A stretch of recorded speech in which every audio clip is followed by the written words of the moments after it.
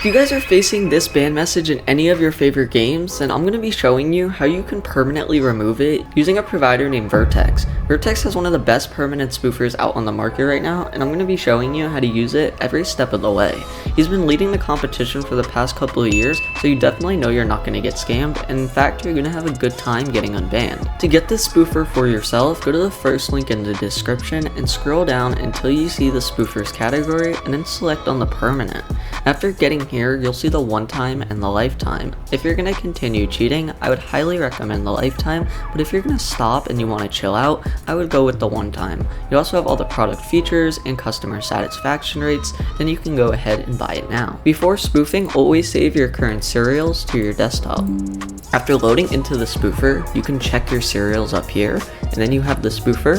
You can go ahead and ARP spoof or GPU spoof, and once you're ready, click on spoof, choose your motherboard, and I'll see you guys once we're done.